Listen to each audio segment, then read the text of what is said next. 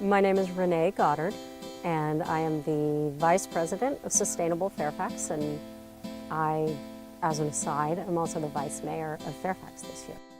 My role with Sustainable Fairfax is, and has been historically, the project coordinator. So that was my role on the board prior to becoming the Vice President. Now I am involved and coordinate the Zero Waste program.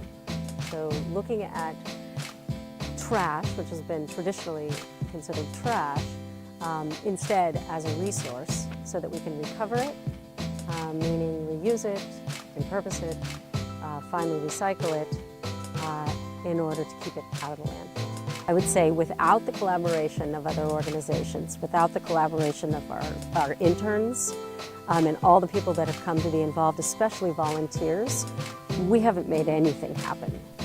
Sustainable Fairfax's biggest focus is education, and then from that, getting people to actually mobilize and make changes in their lifestyle, and also educate their friends and family about ways that we can kind of remediate the issues we have in Marin and California and all over the world with the environment, but mostly starting at the local level in households. Sustainable Fairfax is really active in our community. They put on events, they show movies, they raise awareness about all kinds of environmental and social issues in town.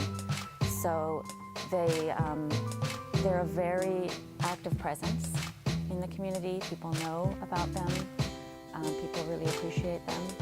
And in terms of my business, they always reach out to me and make me aware of what they're doing, what opportunities that they're providing for the community, for young people, so that I can also help spread the word.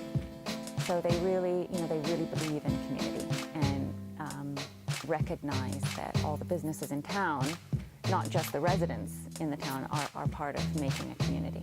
And so they put on workshops, they put on events, they partner with local businesses and other organizations, and work with the local government in Fairfax to try and make changes to laws and to support people who are composting or doing permaculture or anything that helps the environment and helps to promote sustainability. I opened Revolution 9 with the philosophy that it's a space for all ages, but I do particularly reach out to young people because we're here for young people, and they're the ones that are going to inherit the earth from us. And I think Sustainable Fairfax has the same philosophy, that we need to do whatever we can to put young people in charge and give them opportunities to lead in our community.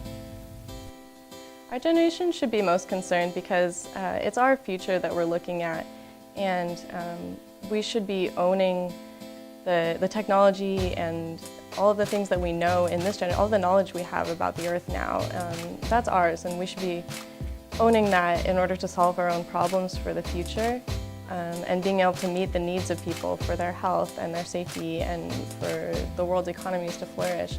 All of that is part of becoming sustainable as a generation and fixing the problems that past generations have had. I would say that many of our behaviors and many of the habits which the adults of today have passed on to our children are all need to be challenged. What immediately comes to mind is, how often do we drive?